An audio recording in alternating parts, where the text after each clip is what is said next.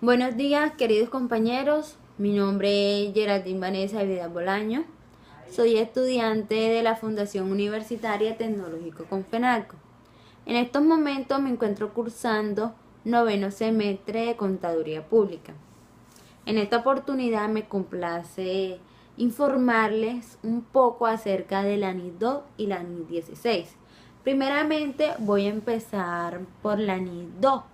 La NIT 2 son las existencias, pero comúnmente, o no sé si me comprendan, la NIT 2 serían los inventarios, porque así es que lo podemos conocer como inventario.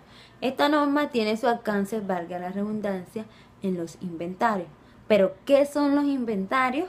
Los inventarios, pues, son los activos que la empresa posee para la venta, producción, prestación de servicios, distribución y comercialización.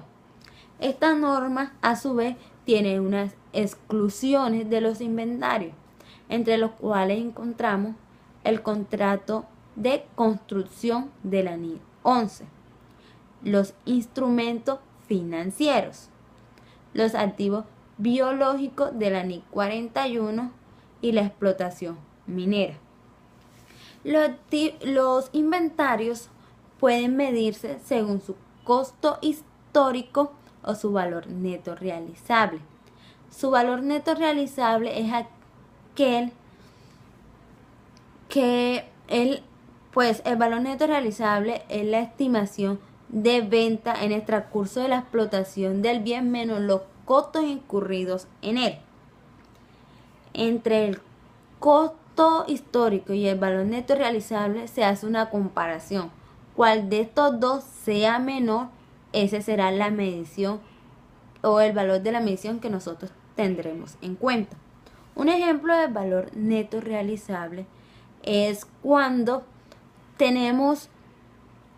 yo tengo un televisor y un equipo. El televisor me vale 1.000 y el equipo me vale 2.000. Pero yo he incurrido en unos costos en el televisor 200 y en el equipo 300 pesos. Entonces la diferencia, la resta que me dé de ellos, ese será mi valor neto y realizable que compararé con mi costo histórico. Por otro lado, los inventarios utilizan los métodos de valoración, entre los cuales encontramos el promedio ponderado, el PES, el retail, la identificación específica, que son utilizados para llevar un mayor control de los inventarios. Bueno, eso fue todo acerca de la NIT 2, espero que les haya gustado. Ahora vamos a proceder a hablar acerca de la NIT 16.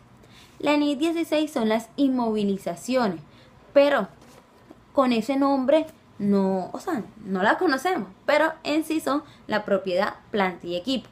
Esta norma tiene su alcance ahí en la propiedad, planta y equipo, pero ¿qué es la propiedad, planta y equipo? Bueno, la propiedad, planta y equipo son los activos tangibles que posee la empresa para uso de producción, suministro de bienes y servicios, arrendamiento y con propósitos de no venderlo, sino utilizarlo en el transcurso de un año o más de un año.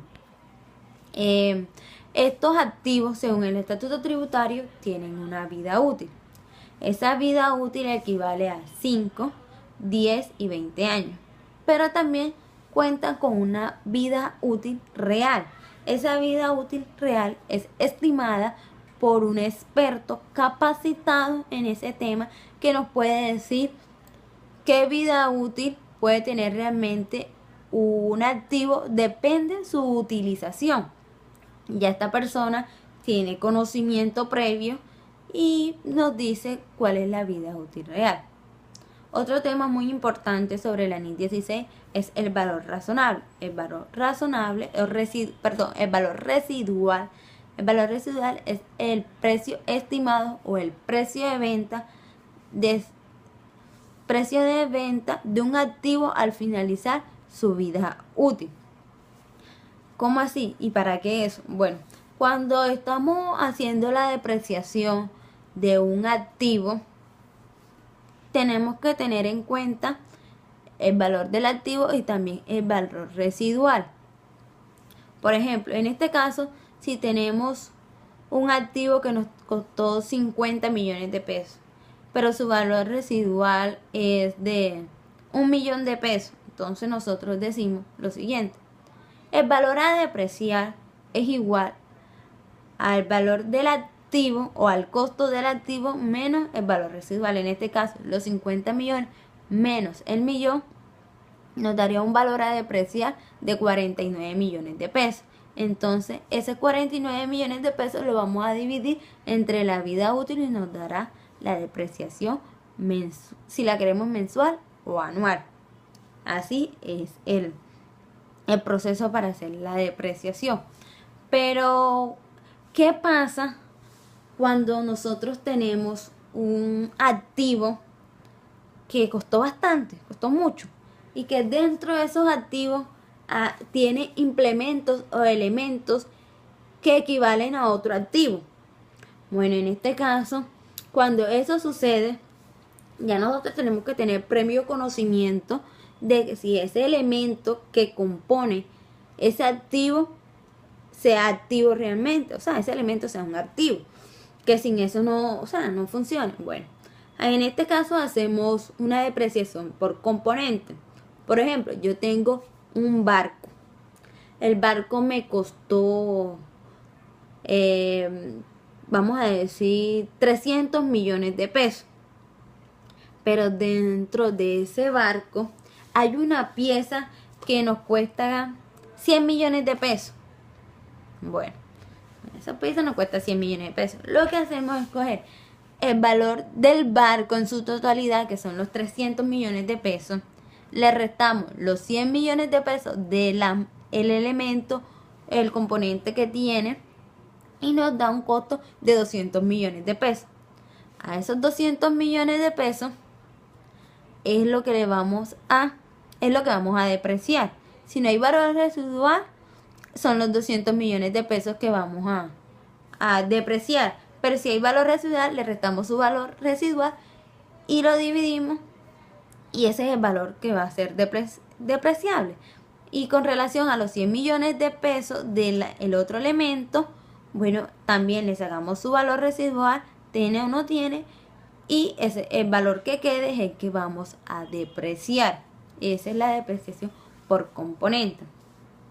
Otro caso hipotético que les puedo colocar sería en cuanto a la medición, porque en la medición de la NIT 16 tenemos tenemos por el costo histórico o por el costo histórico razonable.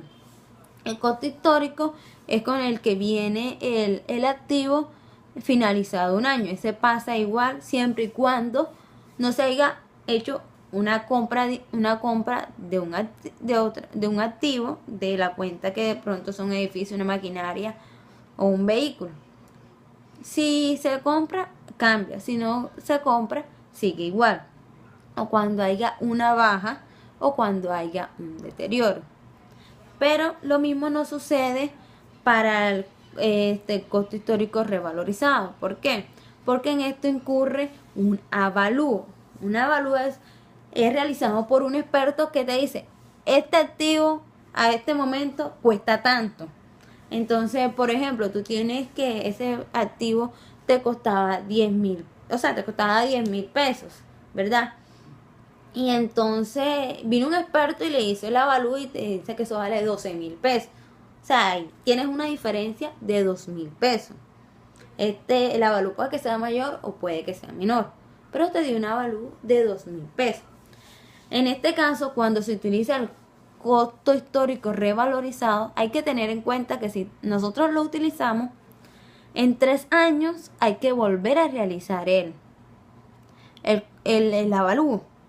Pero ¿qué sucede en el transcurso, en los 2 años intermedios antes de llegar al tercer año? Bueno, ahí lo que tenemos que hacer es hacer una aproximación utilizando un indicador económico local.